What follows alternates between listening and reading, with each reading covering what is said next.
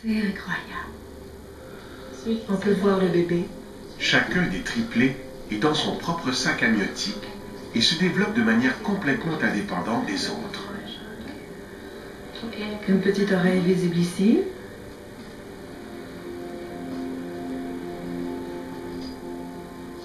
Ils sont tous très proches.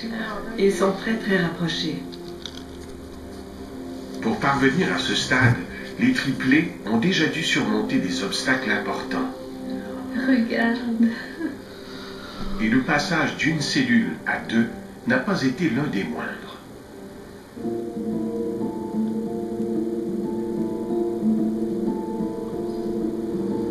Quelques heures après la fécondation, la cellule de l'ovule se divise en deux.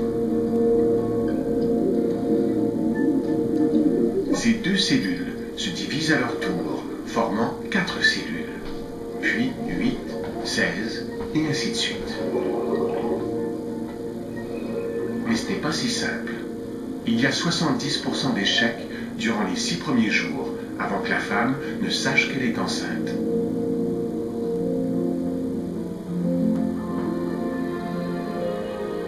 Vous avez déjoué les probabilités. Vos cellules sont restées vivantes et elles ont formé votre corps.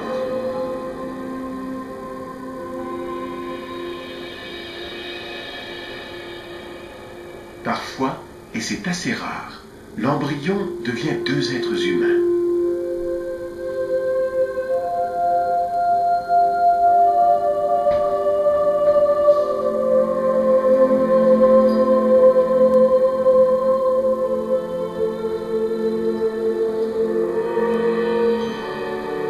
Au premier stade, un embryon sur 250 environ se scinde. En 2 exemplaires presque identiques. De vrais jumeaux.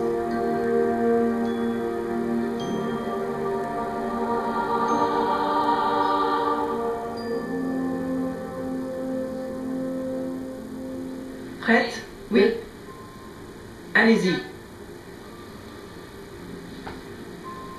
Cette fantaisie de la nature a donné aux plongeuses Helen et Carol Gallatin un net avantage. Être de vraies jumelles est un atout en plongeon synchronisé. On n'a pas vraiment d'effort à faire pour se synchroniser, ça nous vient naturellement.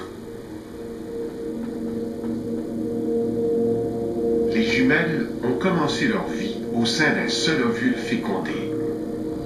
Mais durant les 12 premiers jours, leur embryon unique s'est scindé en 2. Même si ce sont de vraies jumelles, elles ne sont pas tout à fait identiques. Nous pensons que nous sommes des images miroirs. Nous croisons les bras en sens contraire. Nos cheveux se séparent en sens contraire. Même quand nous plongeons, je pose d'abord le pied droit et Carol le pied gauche.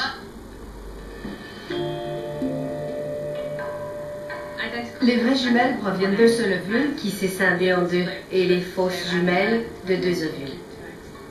Pour nous, c'est comme si nous étions une seule personne qui s'est divisée. Une personne dans 2 corps.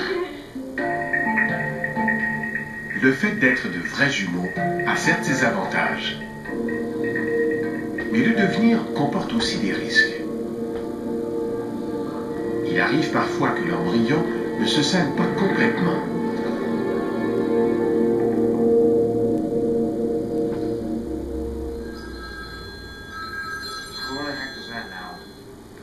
Allô? Les frères Ronnie et Donnie Gallion illustrent bien ce qui peut survenir.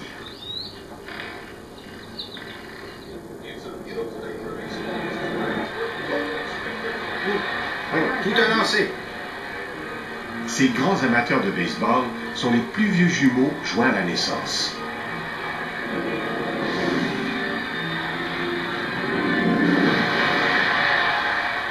Nous sommes des frères siamois. Je m'appelle Ronnie. Donnie. Ronnie et Donnie sont issus d'un embryon qui a amorcé sa division, mais qui ne s'est jamais scindé complètement. Les frères sont joints depuis.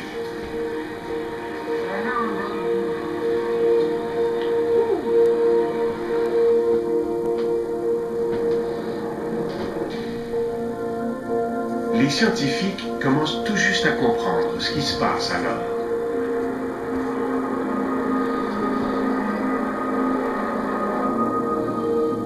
L'embryon doit se scinder complètement durant les 2 semaines qui suivent la conception, sinon il n'y parviendra pas.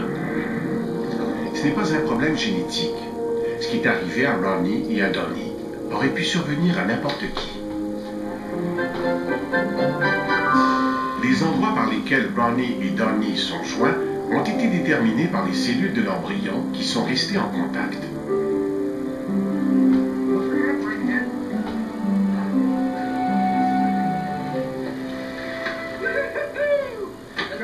C'est mieux que d'aller à Coney Island. Ronnie et Donnie sont joints de la poitrine à l'aine.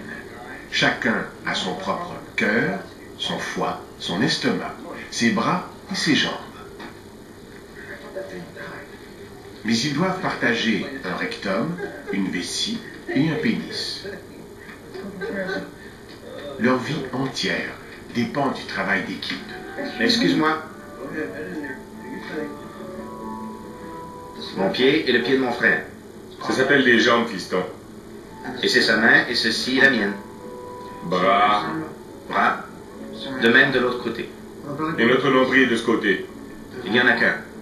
Âgés de 59 ans, Ronnie et Donnie forment le plus vieux couple de jumeaux joints à la naissance encore vivant.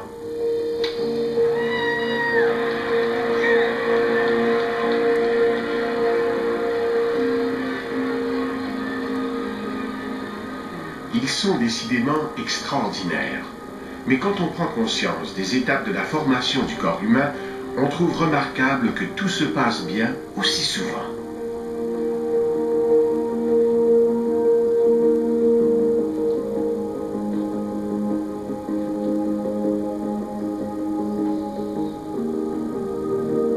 Quand vos cellules entreprennent de se multiplier, elles se groupent au hasard. Mais après la 2e semaine, elles amorcent une transformation étonnante. Tous les êtres vivants de la Terre passent par cette étape. On l'appelle gastrulation. Il est facile de l'observer chez les embryons de grenouilles. Les cellules commencent à s'auto-assembler en un corps. C'est le moment clé où ces petites cellules individuelles décident en quelque sorte de former le cœur, le cerveau, les intestins ou les muscles.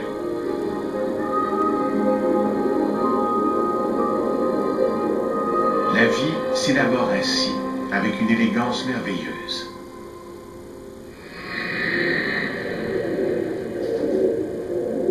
Après 3 semaines de croissance, vous aviez un petit cœur qui battait. Bien que vous soyez encore très semblable aux embryons de tout autre mammifère, des oiseaux ou des amphibiens. Mais à la 10e semaine, vous aviez immanquablement l'allure d'un humain. Votre visage s'était formé. Nous avons pris des échographies d'embryons en développement afin de vous montrer pour la toute première fois que notre visage ne grandit pas, mais qu'il s'assemble comme un casse-tête. Les 3 parties principales du casse-tête se joignent au centre de votre lèvre supérieure. Parfois, il subsiste un écart permanent, ce qui peut poser des problèmes.